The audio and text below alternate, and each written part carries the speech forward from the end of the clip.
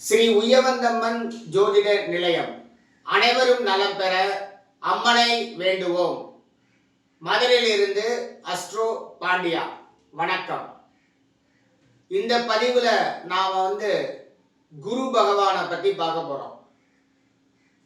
9 கிரகங்கள்ல எல்லா கிரகங்களுமே அவை நின்ற இடங்களை வச்சு பார்வையை வச்சு அந்தந்த ஜாதகக்காரங்களுக்கு ஏற்ப நன்மையும் செய்யும், நன்மை செய்யாமலும் இருக்கும் எல்லா கிரகங்களும். ஆனா இது சிறப்பா குறிப்பா குரு பகவான் அவர் நின்ற இடமா இருந்தாலும் சரி, அவர் பார்வையா இருந்தாலும் சரி, நன்மைகள் ரொம்ப அதிகமா செய்வார். சுப கிரகம், தேவர்களுடைய குருவாகிய பிரகஸ்பதி, அனைத்து கிரகங்களுக்கும் குரு. அவர் நல்லது இல்லாதவற்றை அதிகம் செய்ய மாட்டாரு. ஒன்று நன்மை செய்வாரு, இல்லைன்னா எதுவுமே செய்யாம இருப்பாருங்கிறத அவருடைய பலன். ஸோ சுப கிரகங்களை பற்றி, குறிப்பாக குரு பகவானை பற்றி நம்ம கவலைப்பட வேண்டியது இல்லை. குரு பகவான் எந்த இடத்துல இருந்தாலும் நமக்கு எந்த ஒரு பாதிப்பும் நேரடியாக வரவே வராது, இது உறுதி. இப்போ குரு பகவான் நின்ற இடங்கள் அப்படின்னு பார்த்தோம்னா, குரு ஜாதகருக்கு 1ல் 5ல் 9ல் இந்த 3 திரிகோணங்கள்ல நின்னா, குரு பகவான் லக்கணத்திலேயோ கோச்சாரத்துல ராசியிலேயோ நின்னார்னா அவருடைய பார்வை 5ல் விழுகும். ஸோ லக்கணத்தில் இருக்கிறனால அவங்களுக்கு ஆயுள் கூடும், எந்த விதமான ஒரு ஆயுள் பங்கமும் ஏற்படாது. 5ல் பார்க்கும் பொழுது பூர்வ புண்ணியஸ்தானம், அவங்க குழந்தைங்க நல்லா இருப்பாங்க, புத்தி சிறப்பாக இருக்கும், எந்த ஒரு குழப்பமும் இருக்காது. 9 அவர் பார்க்கறனால பாக்கியஸ்தானம், தந்தைக்கு அருமையாக இருக்கும், குருவுக்கு அருமையாக இருக்கும், பூர்வ புண்ணிய பாக்கியங்கள் எல்லாம் கிடைக்கும். அடுத்து குரு பகவான் திரிகோணத்தில் 2வது இடமாகிய 5வது ஸ்தானத்தில் இருந்தா அவருடைய பார்வை ஜாதகருக்கு 9வது இடத்துல விழுகும். திரும்பவும் அதே மாதிரி இப்போ பாக்கியங்கள் கிடைக்கும். தந்தைக்கு குருவுக்கு மூத்தவர்கள்லாம் சிறப்பாக இருப்பாங்க, அவங்களுக்கெல்லாம் நன்மையே நடக்கும். அடுத்து 5வது இடத்து குரு 11வது இடத்தை பார்க்குறாரு. 11வது இடத்தை பார்க்கறனால லாபங்கள் அதிகமாகும், தொழிலில் லாபம் அதிகமாகும், மற்ற எல்லா இடங்கள்லையும் சிறப்பு கிடைக்கும்.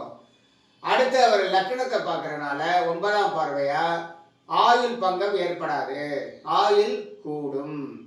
ஸோ அடுத்து திரிகோணத்தில் 3வது இடமாகிய 9வது இடத்துல குரு பகவான் நின்னார்னா அவர் திரும்பவும் லக்கணத்தை பார்ப்பாரு. அதனால அவங்களுக்கு ஆயுள் சிறப்பாக இருக்கும். அடுத்து குரு பகவான் 7ஆம் பார்வையா சமசப்தம பார்வையா 3ஆம் ஸ்தானத்தை பார்க்கறனால அனைத்திலும் வெற்றி.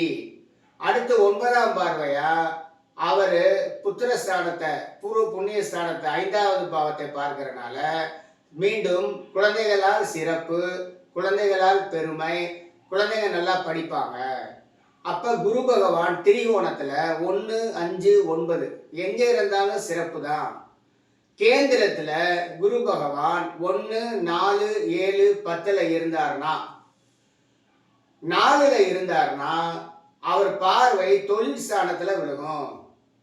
10வது ஸ்தானத்துல ஜாதகருக்கு 10வது பாகத்துல அவர் சம சப்தம பார்வை தொழில் ஸ்தானத்துல விழுகும் பொழுது அவங்களுக்கு தொழில் அபிவிருத்தி ஆகும்.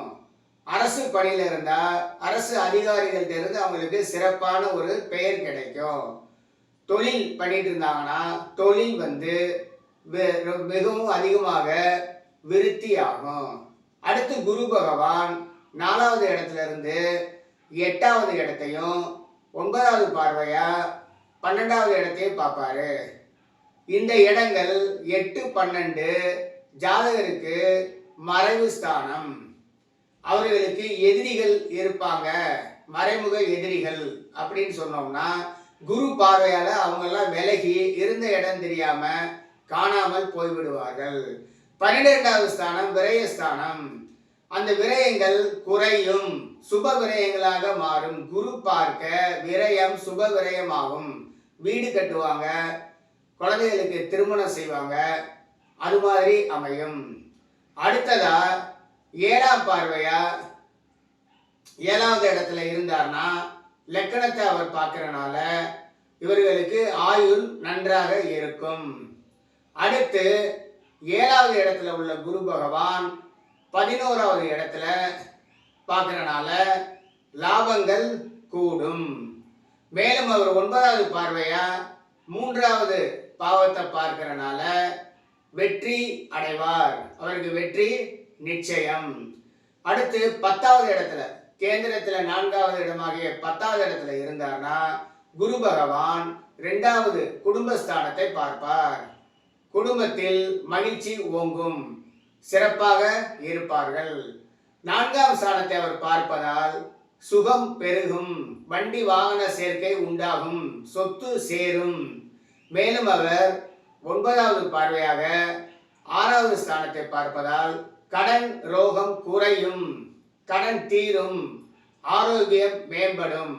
எனவே குரு பகவான் 1, 4, 7, 10 ஆகிய கேந்திர ஸ்தானங்களில் இருந்தால் அவர் நன்மையவே செய்கிறார். எனவே குரு பகவான் எந்த இடத்தில் நின்றாலும் திரிகோணம் மற்றும் கேந்திரத்தில் இருக்கும் பொழுது அவர் நன்மையை செய்கிறார் என்பதை இந்த பதிவில் பார்த்தோம்.